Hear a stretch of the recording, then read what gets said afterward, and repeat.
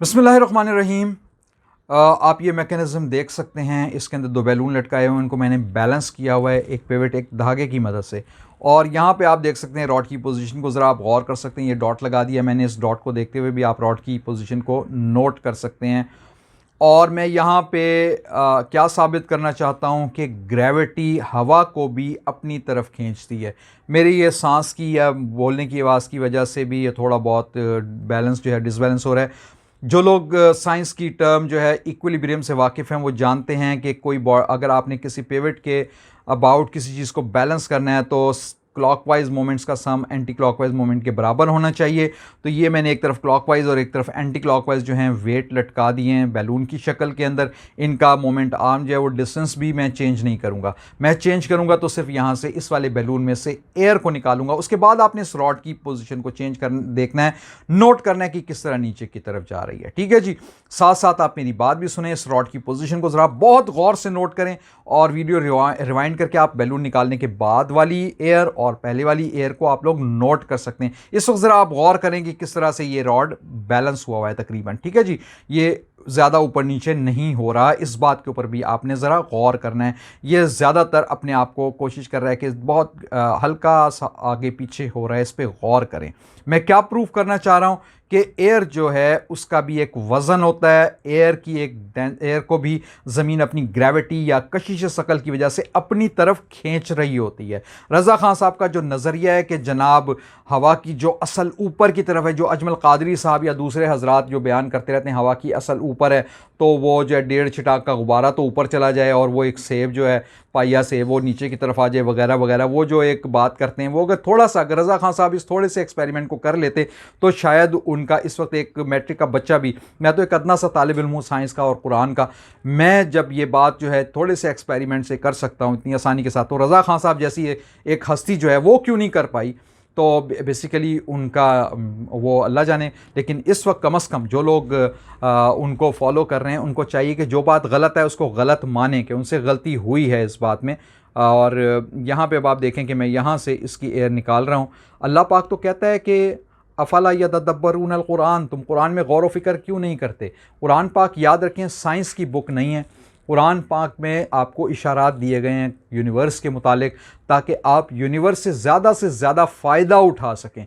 Universe में जो अल्लाह ताला ने चीज़ें दी हैं, कायनात में जो कवानीन आपको अता फरमाए हैं, आप उन कवानीन को डिस्कवर करें और उनसे फ़ायदे उठा के इजादात करें। ठीक है जी, तो उन इजादात से आप अपना फ़ायदा उठाएँ और उनको फ़ायदे उठा के आप फिर अल्लाह पाक कहता है फ़बअय्यि आलाए रब्बिकुमा तुकज़्ज़िबान, कि फिर तुम अल्लाह की कौन कौन सी नेमतों को झुटलाओगे। ज़ाहिरी बात है जी, जब साइंटिस्ट ने मेहनत की तो अल्लाह ताला की नेमतें उनके और सामने आती चली गईं। तभी तो अल्लाह पाक फरमाता है ना कि तुम अल्लाह की कौन कौन सी नेमतों को झुटलाओगे। भाई तुम नेमतों को डिस्कवर जो लोग नहीं कर पा रहे हैं वो क्या अल्लाह ताला की शुक्रगुजारी करेंगे। अल्लाह ताला की शुक्रगुजारी, मज़ीद शुक्रगुजार बंदा अल्लाह ताला हम लोगों को बनाए। उसके लिए ज़रूरी है कि हम लोग कायनात के अंदर जो है उसकी अल्लाह ताला के जो कायनात में अल्लाह पाक ने जो हमारे लिए फ़ायदे रखे हुए हैं उनको डिस्कवर करें।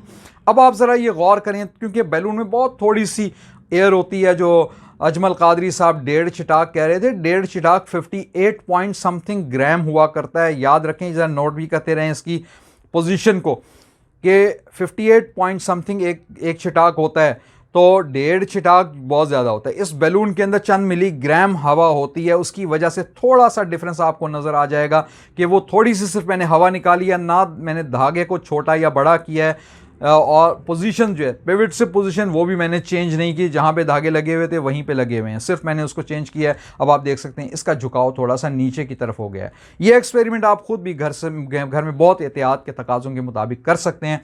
तो आप ये चीज़ देख सकते हैं कि किस तरह ग्रेविटी जो है हवा को भी अपनी तरफ से खींचती है। ये पता नहीं उन्होंने क्या फ्रिवलस सी बात की है कि जनाब हवा की जो असल है वो ऊपर की तरफ है। कौन सा ऊपर है भाई हवा की असल? वो मैं पिछले एक्सपेरिमेंट में आपको दिखा चुका हूँ कि हीलियम या हाइड्रोजन या हॉट एयर वाले बैलून ऊपर की तरफ क्यों जाते हैं। और मैंने आपको सेब को भी दिखा दिया कि पानी के अंदर अगर आप सेब को डालते हैं तो वो भी ऊपर की तरफ जाता है। और वो क्या वजह होती है? डेंसिटी के डिफरेंसेस की वजह से होती है। वो सारा मैं पिछले एक्सपेरिमेंट में आपको बता चुका हूँ, दिखा चुका हूँ। यहाँ पर थोड़ा सा और आपको समझाने की कोशिश करनी थी कि हवा को भी ज़मीन अपनी तरफ खींच रही होती है। तो यानी कि आप यहाँ पे ये देख लें कि किस तरह से मैंने यहाँ पे बैलेंस क्रिएट करने की कोशिश की थी और यहाँ से मैंने सिर्फ और सिर्फ एयर निकाल दिया, तो इसका बैलेंस जो है वो इस तरफ झुकाव ज़्यादा हो गया, क्योंकि हवा का वज़न है जो जिसको ग्रेविटी की वजह से वो हवा अपनी तरफ इस बैलून को ज़्यादा खींच रही है।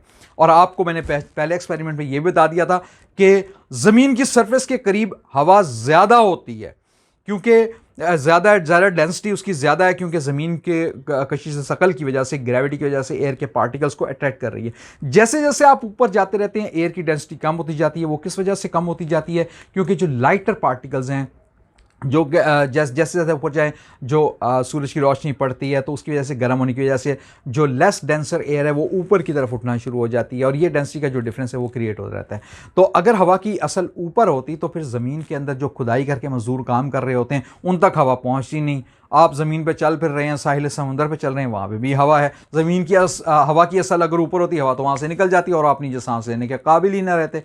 इवन पानी के अंदर, जो ज़मीन के ऊपर बहुत ज़्यादा एरिया पानी का है, और आपकी बॉडी इवन पानी के ऊपर तकरीबन 70% जो बॉडी है आपकी वो पानी के ऊपर कंसिस्ट कर रही है। तो उस पानी के अंदर भी हाइड्रोजन और ऑक्सीजन मेन जो उसके इंग्रेडिएंट है वो दोनों की दोनों गैसेज हैं, हाइड्रोजन और ऑक्सीजन। जो आपका बॉडी है जिसने ज़मीन के अंदर जाना है उसके अंदर भी आपका 70% जो है वो पानी है। आप जो कह रहे हैं क्योंकि बॉडी ज़मीन पे जानी है, जनाब सेब को देख लें, उसके अंदर भी पानी की एक बहुत ज़्यादा क्वांटिटी। जितने भी आप फ्रूट ले लें, जो भी आप लिविंग चीज़ें ले लें, ये नबातात ले लें, इन हैवानात ले लें, इनके अंदर पानी की एक ख़ास मिकदार है। और ये सब कुछ इसका मतलब है ज़मीन का हिस्सा है, इनकी कोई असल ऊपर नहीं है। ये बिल्कुल फजूल किस्म की बात है कि हवा की असल ऊपर होती है। भाई हवा की असल जो है वो भी ज़मीन के ऊपर ही है, क्योंकि ये जो हाइड्रोजन है, ऑक्सीजन है, नाइट्रोजन है, इनसे मिलके ही ये तमाम चीज़ें जो आपके सामने बॉडी हैं, लिविंग ऑर्गेनिजम्स हैं। अगर रज़ा खान साहब इस पे तहकीक कर लेते कि जितने भी लिविंग ऑर्गेनिजम्स हैं उनके ये बेसिक इंग्रेडिएंट्स हैं, हाइड्रोजन, ऑक्सीजन, नाइट्रोजन और भी गैसेस जो हैं, ये आपको नबातात, हैवानात और ये इंसान जो नज़र आ रहे हैं इनका वो पार्ट हैं, इनके बगैर ये रह ही नहीं सकते। अगर हवा की असल ऊपर होती तो इनके अंदर ये चीज़ें होती ही ना। अजमल कादरी साहब इसके ऊपर ज़रा गौर करें। फजूल के अंदर एक फजूल नज़रिया जो गलती कर दी, अगर रज़ा खान साहब ने उस गर्दी को लेके पीटते ना रहें, वो जो है वो गलती कर दी, मान लें कि उन्होंने गलती कर दी, क्योंकि उनकी तहकीक नहीं थी उन बेचारों की, उन बेचारों ने इस तरफ सोचा ही नहीं था। वो बस हर किसी को गलत कहने की उनकी एक आदत थी। उन्होंने तो यहाँ तक कि अल्लाह माफ़ करे रसूलुल्लाह सल्लल्लाहु अलैहि वसल्लम के नज़रिया तौहीद को भी मानने से इनकार कर दिया था। जी मैं साफ आपको बताऊँ, अगर आप कुरान पाक में इय्याका नअबुदु व इय्याका नस्तईन कि या अल्लाह पाक हम तेरी ही इबादत करते हैं और तुझ ही से मदद चाहते हैं, इसका तर्जुमा हर कोई यही करेगा। रज़ा खान साहब इस तर्जुमे में डंडी नहीं मार सकते थे। अगर वो यहाँ पे डंडी मारते तो पकड़े जाते, लेकिन उन्होंने डंडी कहाँ पे मारी? डंडी इसकी तफसीर करते हुए मार दी। उन्होंने अल्लाह के रसूल सल्लल्लाहु अलैहि वसल्लम से यहाँ पे मुखालफत मोल ले ली कि अल्लाह के रसूल सल्लल्लाहु अलैहि वसल्लम ने तो पूरी ज़िंदगी अल्लाह के हुजूर ही दुआएं की और अल्लाह ही से मांगा, और हमें भी यही दर्स की दिया कि सिर्फ अल्लाह ही से मांगो। जबकि रज़ा खान साहब ने जब इय्याका नअबुदु व इय्याका नस्तईन की तशरीह की, उसकी तफसीर करने के लिए बैठे, तो वहाँ पे उन्होंने बददयानती से ये कह दिया कि जो मदफून शुदा बुज़ुर्ग हैं उनसे भी मांगना गोया अल्लाह से मांगना है। तो इससे ज़्यादा मैं अब आपके सामने और क्या कह सकता हूँ, इसके ऊपर ज़रा आपने गौर करना है। और रज़ा खान साहब का ये नज़रिया मैं आपके सामने गलत, अल्लाह के फजल करम से, सिर्फ अल्लाह के फजल करम से, ये इंसान की कोई औकात होती ही नहीं। हमें जब अल्लाह पाक ने ये बात फरमा दी है कि तुम कायनात पे गौर व फिक्र करो, अफला यतदब्बरून कुरान, तुम कुरान में गौर व फिक्र क्यों नहीं करते? तो फिर हम लोग गौर व फिक्र करें तो अल्लाह पाक की नेमतें हमारे सामने और खुलना शुरू हो जाएंगी। फिर अल्लाह पाक तो फरमाता है ना कि हम अनकरीब तुम्हें इस कायनात में और ख़ुद तुम्हारे अंदर निशानियां दिखाएंगे। फिर तुम बोल उठोगे कि सुभान अल्लाह, अल्लाह ताला तो पाक है।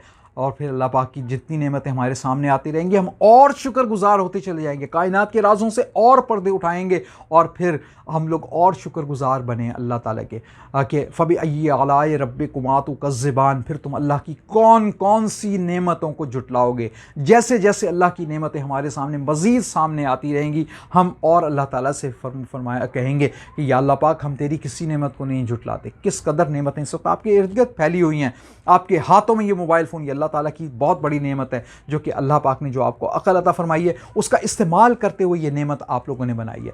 तो ये तमाम चीज़ों पे गौर करना है, गौर व फ़िक्र करनी है। किसी एक बंदे की सोच के ऊपर जिसने कि अगर गलत एक चीज़ को डिस्क्राइब कर दिया तो उसको लेके एक जिसको आप कहते हैं ना कि ठहरा हुआ पानी जो है वो गंदा हो जाता है, इस तरह ठहरी हुई सोच जो होती है ना वो भी ख़राब और गंदली और बदबूदार हो जाया करती है। याद रखें, आप लोगों ने सोचना है, तहकीक करनी है। ये तहकीक करनी मुसलमानों ने छोड़ दी है। अगर मुसलमान इस तहकीक को करते रहते तो आज वो तरक्की करते। जो गैर हैं उन लोगों ने कुरान के ऊपर गौर व फ़िक्र करना शुरू कर दिया है, इसलिए वो अल्लाह ताला उनको, ज़ाहिर बात है, उसने तो फरमाया हुआ है कि दुनिया में जितने भी फ़ायदे होंगे वो उनको दे देगा अल्लाह ताला, क्योंकि वो अल्लाह ताला की जितनी बातों को वो मान रहे हैं उसके मुताबिक उनको फ़ायदे मिल रहे हैं, जो अल्लाह ताला का कानून कुदरत है। आखिरत में चाहे उनका कोई हिस्सा है या नहीं, वो अल्लाह ताला बेहतर जानता है। जो अल्लाह ताला का कानून है कि जो हम इनको दुनिया में दे देंगे, तो हम लोग भी अल्लाह ताला से दुनिया और आखिरत, रब्बना आतिना फिद दुनिया हसनतन व फिल आखिरति हसनतन, हमारा तो गोल बहुत बड़ा है। हम तो दुनिया की तमाम भलाइयाँ और आखिरत की भी तमाम भलाइयाँ अल्लाह ताला से मांगते हैं।